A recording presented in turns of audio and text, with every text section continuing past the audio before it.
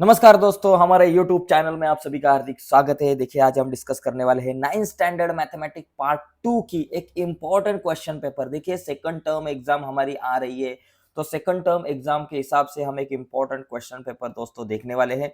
तो जाते हैं आगे, लेकिन आगे जाने से पहले एक रिक्वेस्ट है दोस्तों, अगर आप हमारे YouTube चैनल पर नए हो और अब तक हमारा चैनल आपने सब्सक्राइब नहीं किया तो प्लीज़ अभी के अभी हमारा चैनल सब्सक्राइब कीजिए और उसके बाजू में जो बेल का बटन है उसे भी दबाइए। देखिए 40 मार्क्स का ये क्वेश्चन पेपर रहता है हमारा मैथमेटिक्स पार्ट 2 का। और यहाँ देखिए क्वेश्चन नंबर 1 बहुत इजी रहता है। क्वेश्चन नंबर 1 में ए और बी ऐसे दोनों सब क्वेश्चन रहते हैं। जो ए जो है ना वो क्वेश्चन क्या रहता है, चूज द करेक्ट अल्टरनेटिव। तो देखिए हमारे पास यहाँ 4 क्वेश्चन दिए जाते हैं। देखिए 1 2 3 4 और ये जो 4 क्वेश्चन है ना ये मल्टीपल चॉइस क्वेश्चन है। हर एक क्वेश्चन के 4 ऑप्शन रहते हैं और 4 ऑप्शन में से एक करेक्ट ऑप्शन हमको ढूंढना है। तो देखिए यहाँ एक क्वेश्चन था, quadrilateral PQRS is a parallelogram. ये पैरेललोग्राम है। अगर Q 50 है तो P कितना।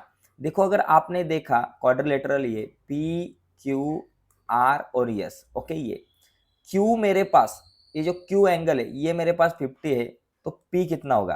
तो देखिए ये जो एडजेसेंट एंगल रहते हैं ना तो ये दोनों की सम 180 रहती है, ये ध्यान में रखना। अगर अपोजिट एंगल जो है उनकी सम कितनी, अपोजिट एंगल जो है वो कॉन्ग्रुएंट रहते हैं। चलो डायग्राम को ठीक से निकाल कर हम देखते हैं। देखो बहुत इंपॉर्टेंट और बहुत इजी क्वेश्चन है। देखो अगर इस तरह से मेरा ये पैरेललोग्राम है, चलो बड़ा निकालते हैं थोड़ा सा। हाँ, P है, Q है, R है और S है, ठीक है। तो मेरे को Q जो एंगल है उसका मेजरमेंट 50 दिया है, तो ये P का मेजर निकालना है। तो एडजेसेंट एंगल की सम 180 रहती है, ओके। तो ये 180 माइनस 50 अगर मैंने किया तो मुझे 130 मिलता है। तो ये जो P जो है उसका मेजरमेंट 130 डिग्री होगा, तो बी ऑप्शन हमारा करेक्ट है। अगर मुझे पूछा जाता कि चलो भाई S एंगल जो है वो कितना होगा, तो यस अगर पूछा जाता तो यस 50 होता, ओके। तो ये छोटी छोटी चीजों को ध्यान में रखना है। अगला जो है, the circle in the same plane with the same centre and different radius. समझो मेरे पास एक सेंटर है, ये सेंटर लेके मैंने एक सर्कल निकाला, दूसरा भी एक सर्कल निकाला, तीसरा भी एक सर्कल निकाला, मतलब एक सेंटर लेके जितने भी सर्कल निकालते हैं तो उसको हम कोसेंट्रिक सर्कल कहते हैं। तो ये कोसेंट्रिक सर्कल ये हमारा ऑप्शन होगा। Which of the following is the value of sine 90। देखो साइन 90 डिग्री की वैल्यू आपको पूछिए, साइन 90 डिग्री, तो इसकी वैल्यू कभी भी 1 रहती है, ये ध्यान में रखो। जीरो बोले तो साइन जीरो की वैल्यू जीरो रहती है, साइन 30 की वैल्यू 1/2 रहती है, साइन 60 की वैल्यू √3/2 रहती है, और ये जो 1 जो है ये साइन 90 की वैल्यू रहती है, ठीक है। तो ये हमारा सी ऑप्शन करेक्ट है। The ratio of the total surface area of the sphere, sphere का टोटल सरफेस एरिया 4πr² रहता है, to that the solid hemisphere of same radius is. तो ये टोटल सरफेस एरिया स्पेयर का और hemisphere का total surface area 3πr² रहता है और स्पेयर का 4πr²। तो पाई आर स्क्वायर गए तो 4/3 बोले तो 4:3, ये मेरा आंसर आएगा डी ऑप्शन। तो इस तरीके से ये पहले वाला क्वेश्चन जो है ये सॉल्व कर सकते हैं, बहुत इजी रहता है, ठीक है। अभी अगला क्वेश्चन देखो, ये यहाँ आता है बी। तो मैं पहला वाला क्वेश्चन आपको सॉल्व करके देता हूँ, बाकी क्वेश्चन आप ट्राई करना चाहिए आपको अपने खुद। तो देखो यहाँ एक ये मेरे पास पैरेललोग्राम है, तो यहाँ AB5 है, AD4 है, तो BC और CD कितना। AD4 है तो ये अपोजिट साइड कॉन्ग्रुएंट रहती है, तो ये भी 4 सेंटीमीटर BC, और CD ये AB अगर 5 है तो उसके अपोजिट साइड CD भी 5 सेंटीमीटर, ठीक है, because opposite side of parallelogram are congruent, ठीक है। अभी यहाँ क्या पूछा है भाई, ये जो अगला क्वेश्चन है सेकंड नंबर का, यहाँ आपके पास AB एक कॉर्ड है। देखो AB एक कॉर्ड है और उसी के साथ CD एक कॉर्ड है, दोनों की भी कॉर्ड इक्वल है, कॉर्ड इक्वल है, कॉन्ग्रुएंट है। OM मेरे पास 3 है तो ON कितना। देखो कॉन्ग्रुएंट कॉर्ड सेंटर से इक्वल डिस्टेंस के अंतर पर, इक्वल डिस्टेंस पर रहती है, तो OM अगर 3 है तो ON भी 3 सेंटीमीटर होगा। तो ये जो ON की value 3 centimetre, because congruent congruent chord are equidistance from the centre. तो कॉन्ग्रुएंट कॉर्ड जो है वो सेंटर से इक्वल डिस्टेंस पर रहती है। अगला ये सवाल 1 मार्क्स का है कि what is the point of intersection of X and Y axis. X and Y axis का जो इंटरसेक्टिंग पॉइंट है उसे हम ओरिजिन कहते हैं, और उसके कोऑर्डिनेट 0 0 रहते हैं, ये ध्यान में रखो, ठीक है। The coordinate of point P के कोऑर्डिनेट मेरे पास -3 और -4 है, और क्यू के कोऑर्डिनेट मेरे पास 7 और -4 है। तो ये जो पॉइंट है कौन से क्वाड्रेंट में होगी, ये देखो दोनों निगेटिव है इसलिए ये थर्ड क्वाड्रेंट में होगा, और ये जो है पहला पॉजिटिव दूसरा निगेटिव है, तो ये फोर्थ क्वाड्रेंट में होगा। ठीक है, तो इस तरीके से ये बताना है। तो पहला वाला क्वेश्चन और पहले वाले में से ए और बी, ये दोनों क्वेश्चन बहुत सिंपल रहते हैं, इजी रहते हैं। ठीक है, अभी आगे का जो क्वेश्चन है इसके ऊपर मैं डिस्कस नहीं करने वाला ज्यादा, बहुत सिंपल है।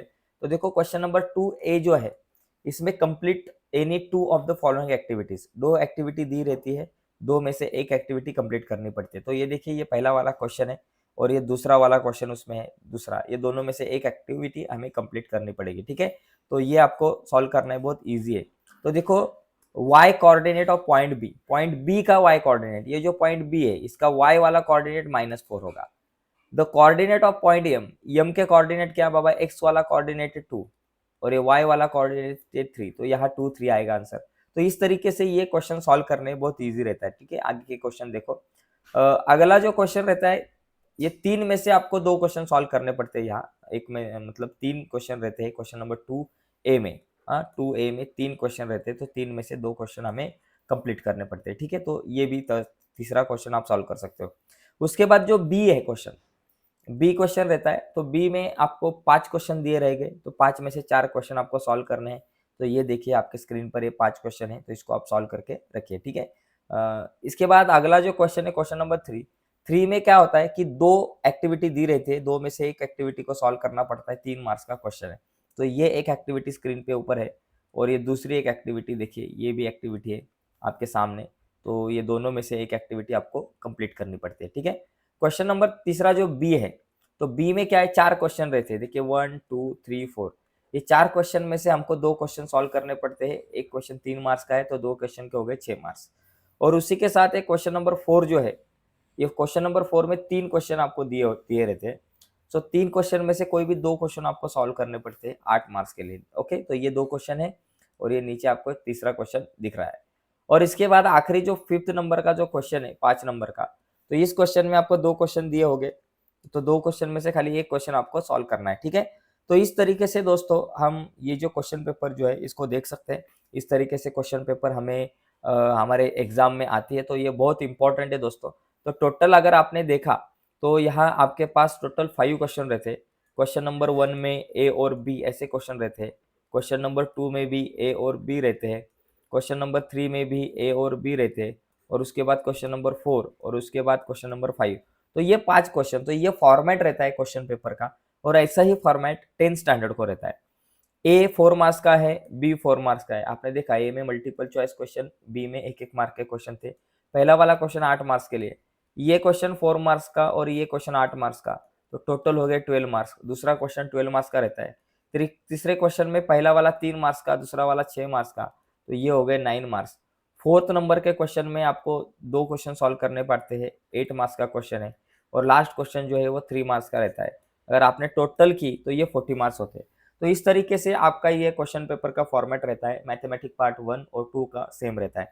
तो इस तरीके से दोस्तों ये एक क्वेश्चन पेपर हमने देखा जो इम्पोर्टेंट था, तो इसको सॉल्व कीजिए और इसी की तरह से आपको क्वेश्चन आएंगे और इसी तरह का क्वेश्चन पेपर आपको आ सकता है इस साल के एग्जाम को। ठीक है दोस्तों, तो आज के वीडियो में यही रुकते हैं। धन्यवाद सभी को, बाय।